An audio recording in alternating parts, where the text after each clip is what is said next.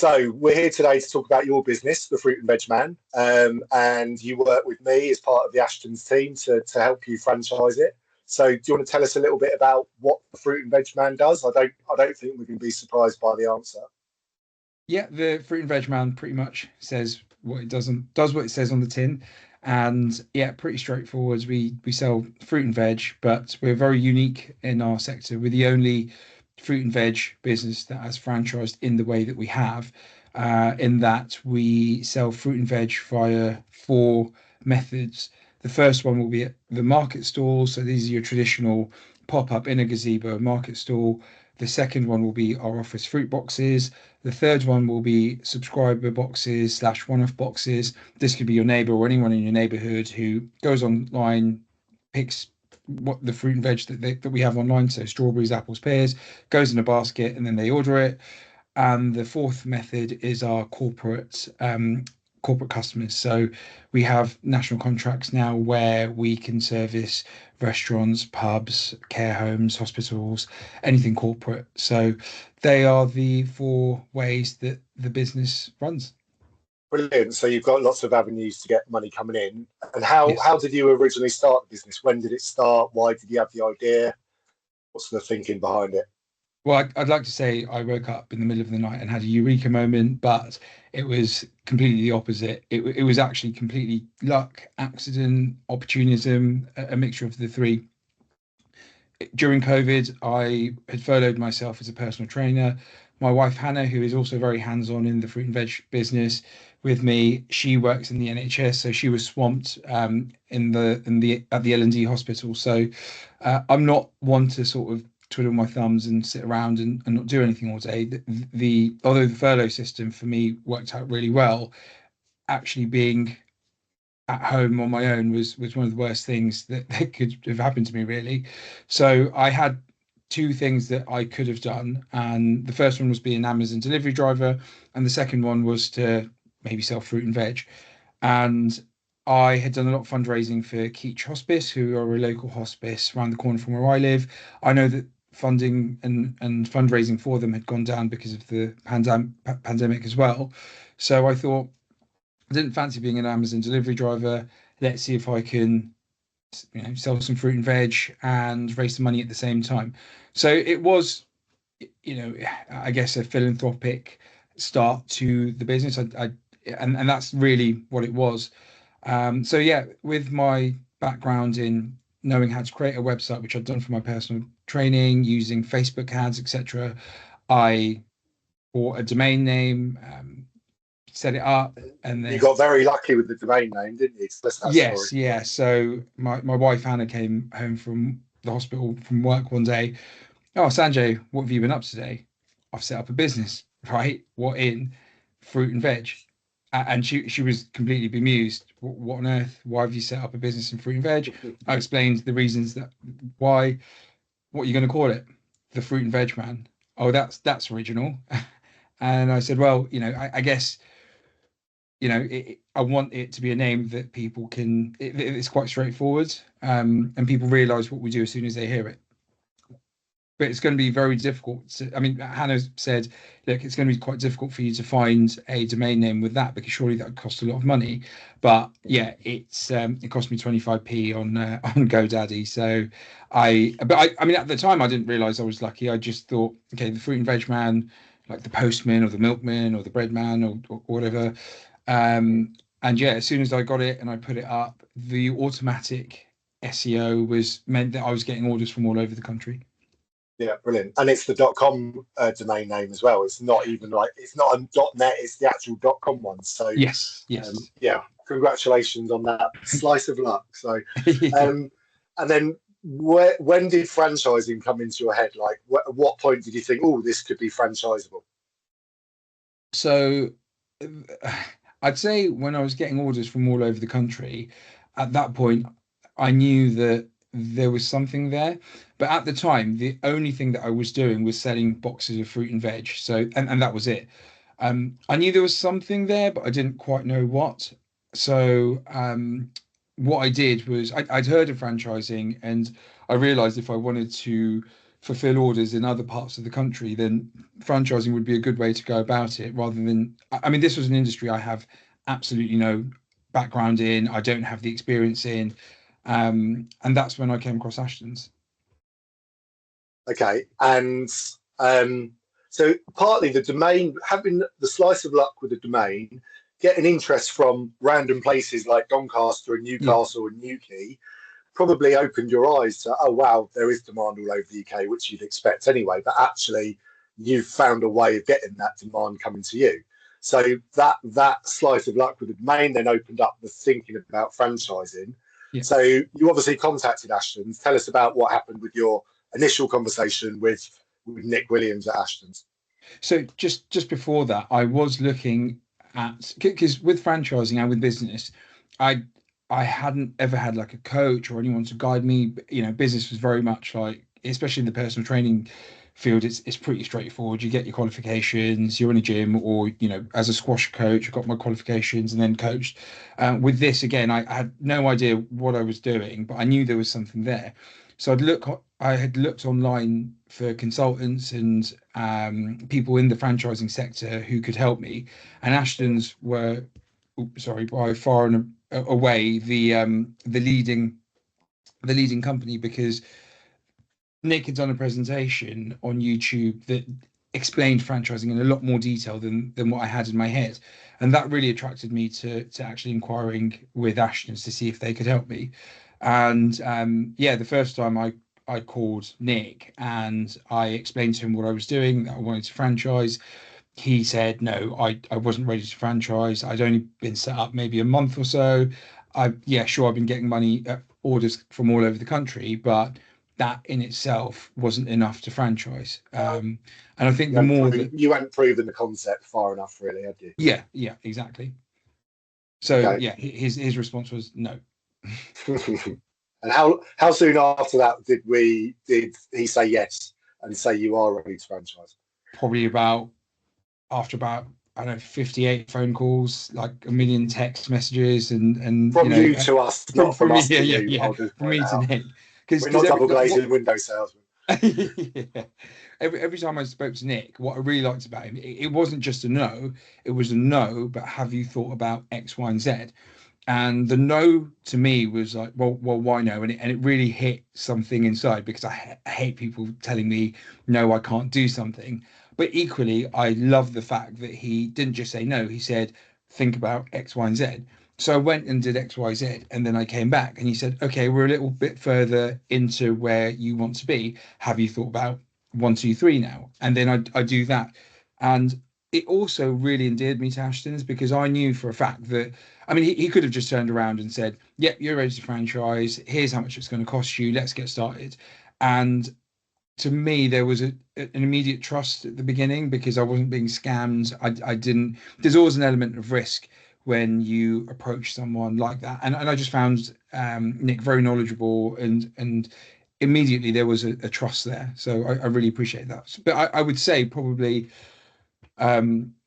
we got a quite a big contract with an airport, and then it was at that point that Nick said, look, you know, I think you probably are ready, because you now have a commercial contract that could potentially expand to other parts of the country. Yeah, and that since we've been working together, that has just gone massively in growth, hasn't it? Now, Yes. a very quick sales pitch for us, and I might turn off my camera so I don't blush, but what did you think about working with Ashtons and working with me as your lead consultant?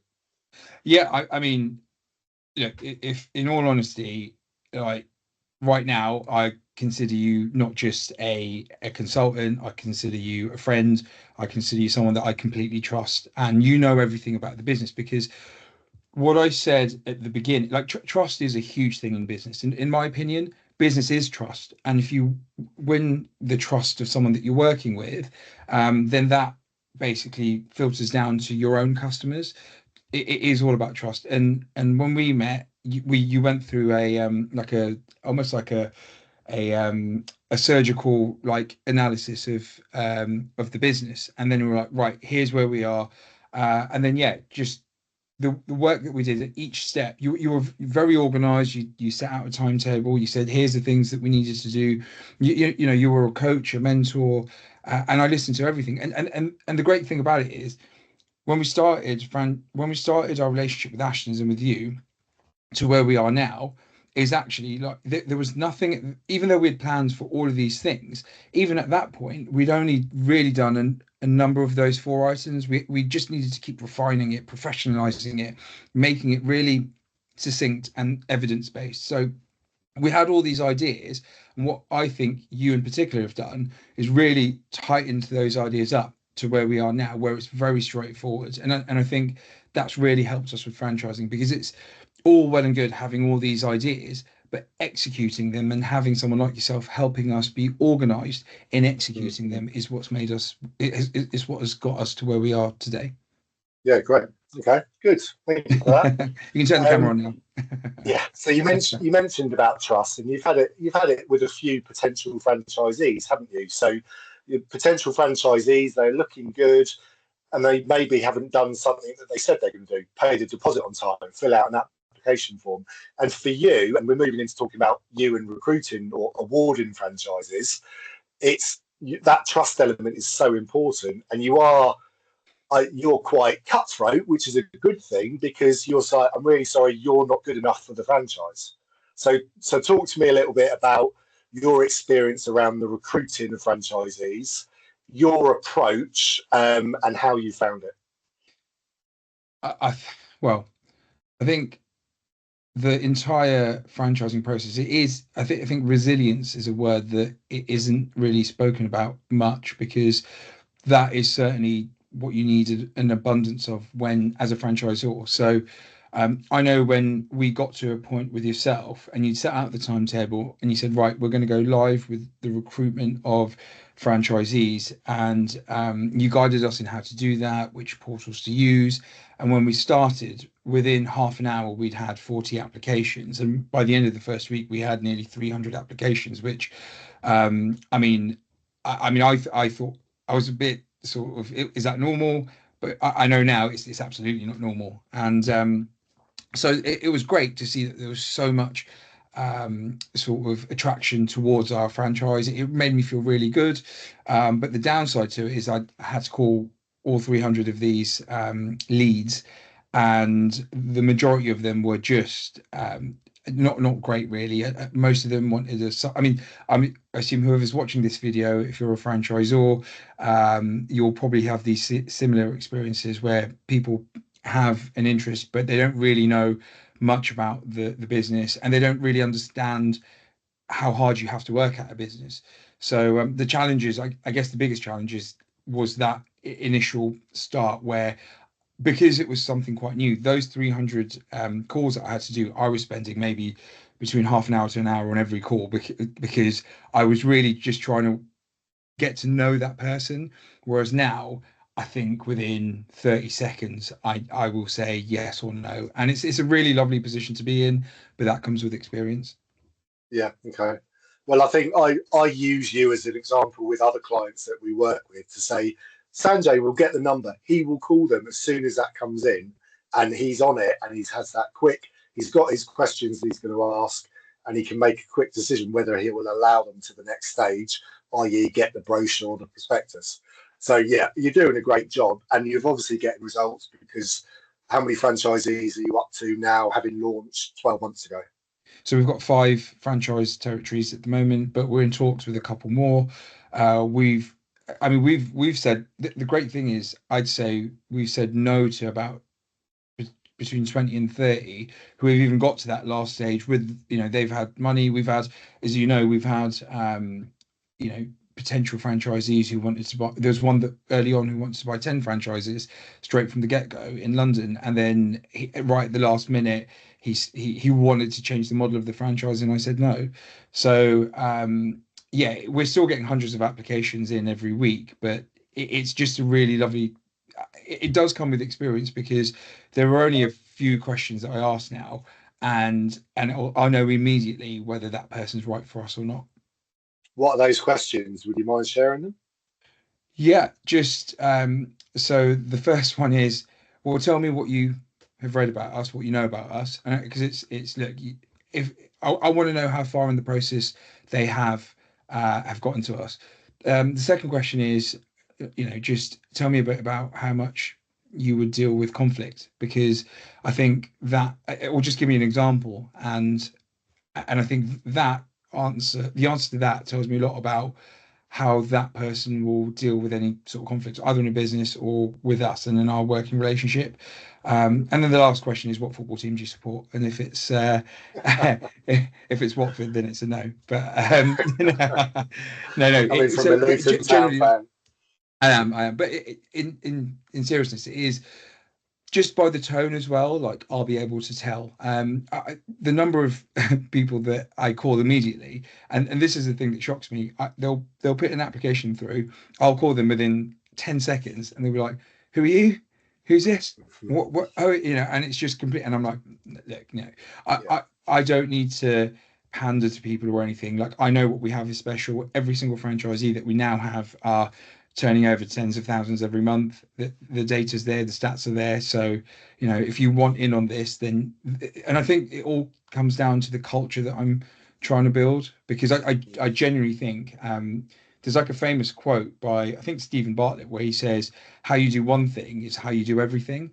And on that initial phone call, how they speak to me, how their tone, their demeanor, like their listening skills are with me, is how they will be with our customers and with the franchise network as well. And I will know everything in that initial phone call that I need to know as to whether I want a working relationship with this person or not.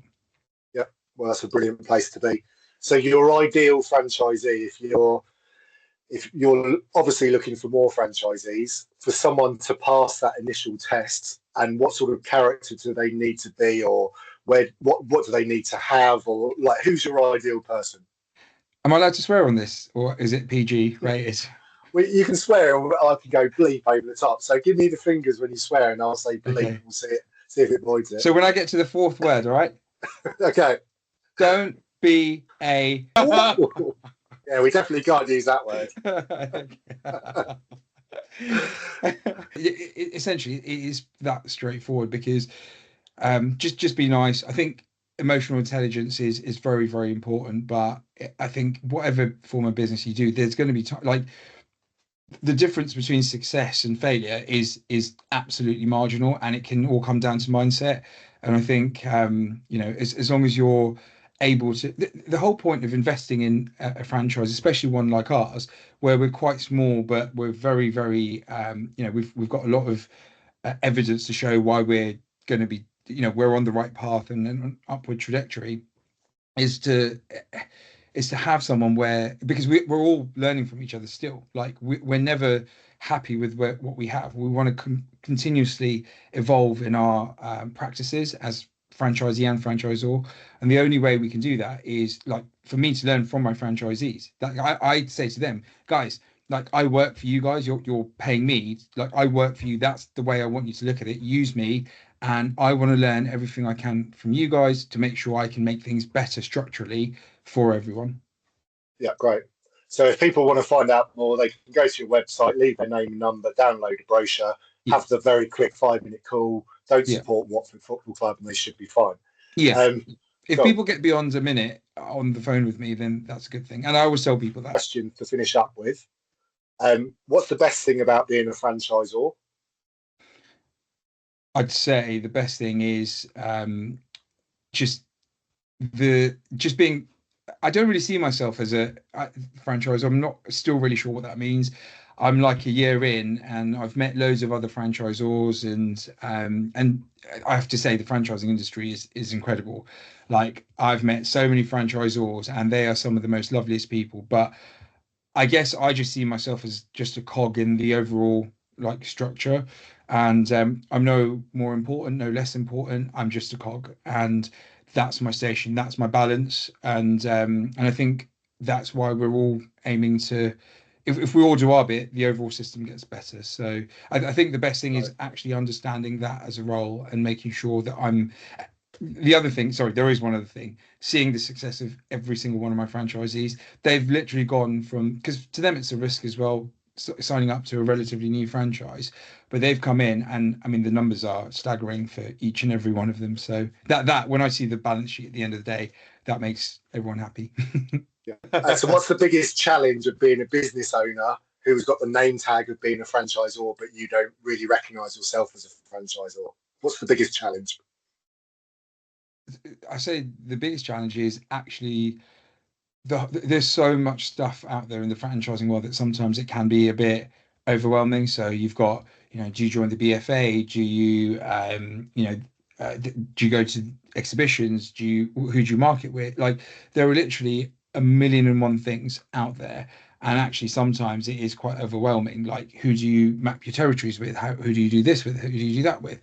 And they're all like, I guess I get rid of the noise and I just focus on the one thing that is the priority for us at that time.